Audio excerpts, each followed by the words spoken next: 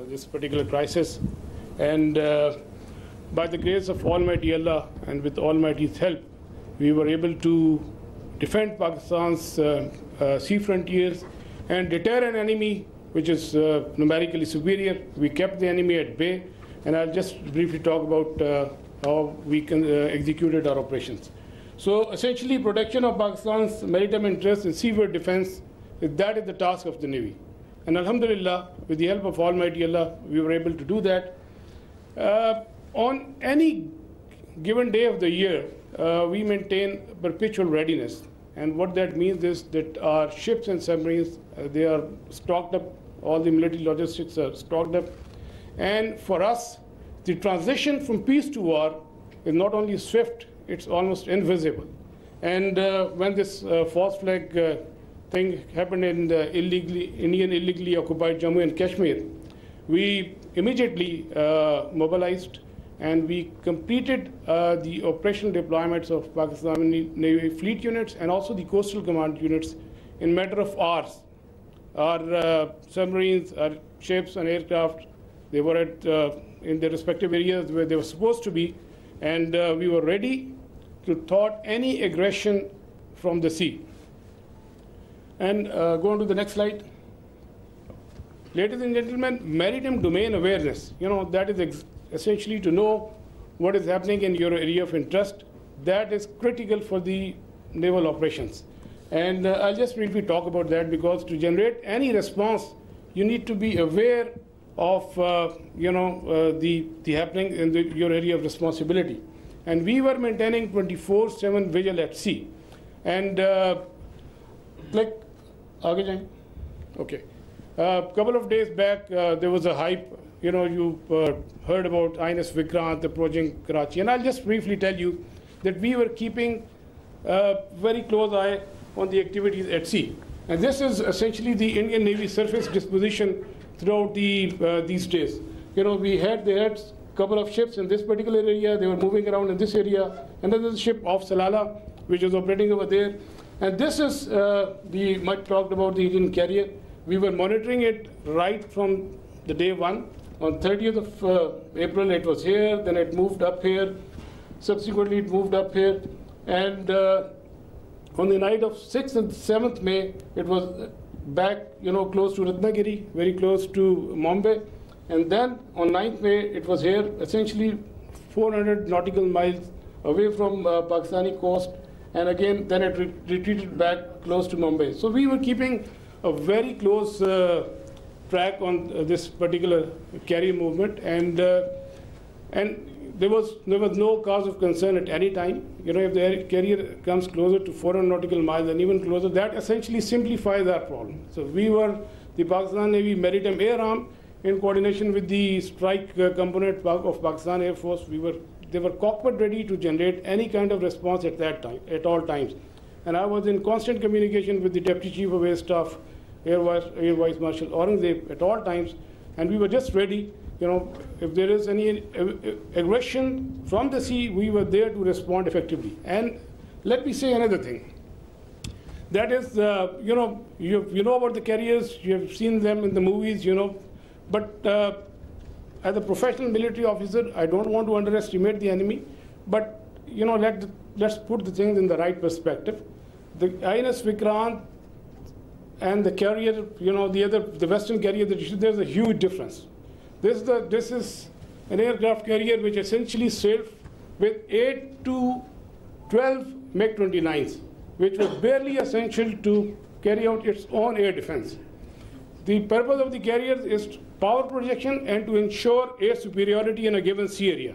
So with this, less said the better. This is simply not possible, and the Indian Navy exactly knew this. And that is precisely why on the 9th of 6th and 7th, when they carried out this cowardly attack on the civilians, they moved this carrier to the safety of their own coast, well away from Pakistan's strike capability, close to this Ratnagiri area. And again, on the night of 9th and 10th, it was moved very close to the Mumbai. It was essentially 17 to 20 nautical miles off Mumbai. But we were keeping a track.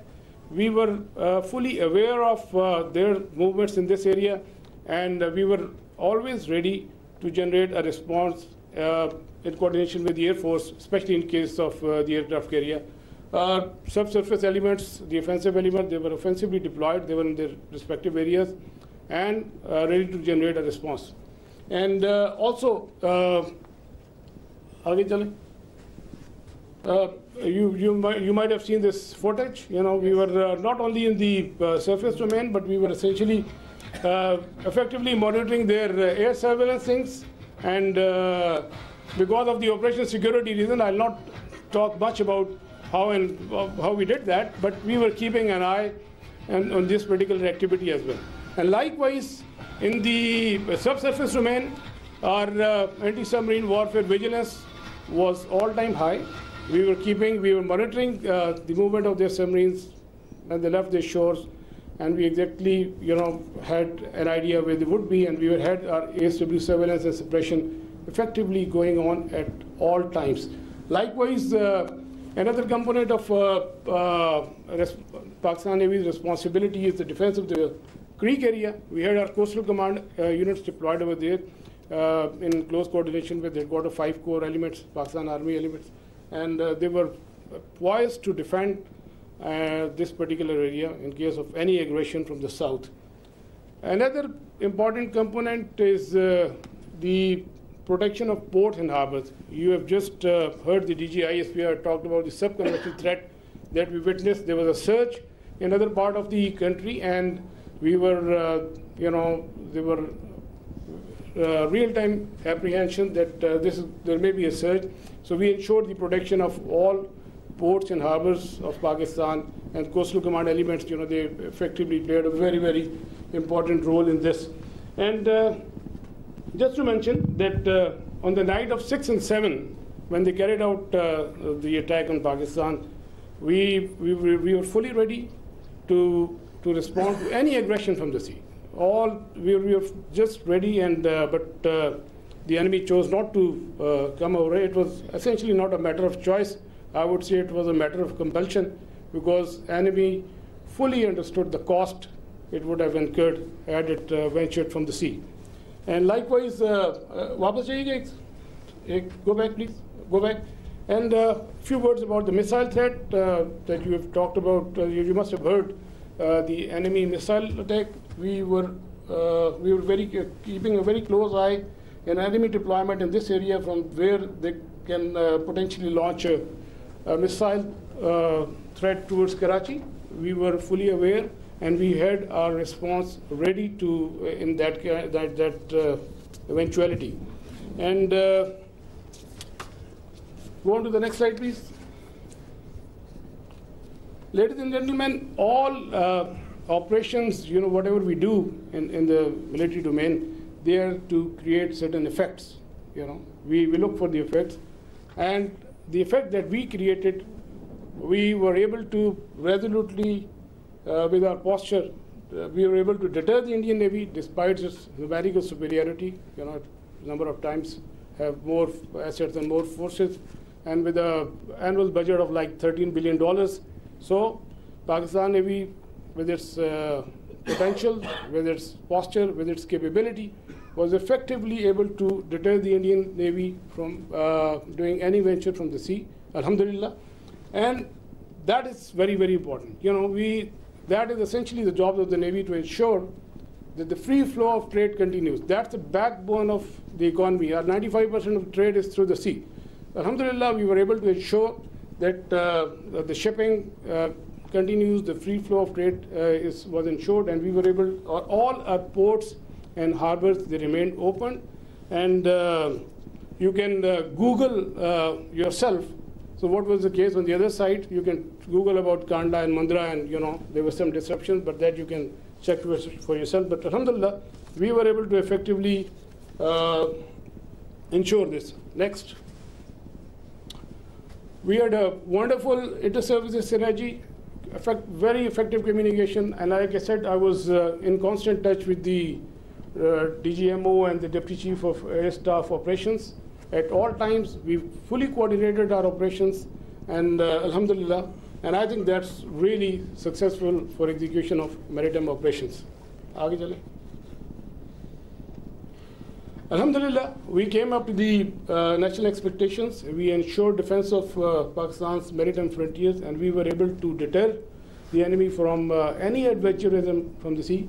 And ladies and gentlemen, let me tell you that we remain ever ready to thwart any aggression from the sea at all times. So we will keep our guard. We always keep our guard, and inshallah we will keep our guard in days to come. And last but not the least, I'll end my presentation that the next time when you think of Pakistan Navy and the silent guy, please remember that with the help of Almighty Allah, our actions will always speak louder than words. Thank you very much, and I'll request AVM Aurangzeb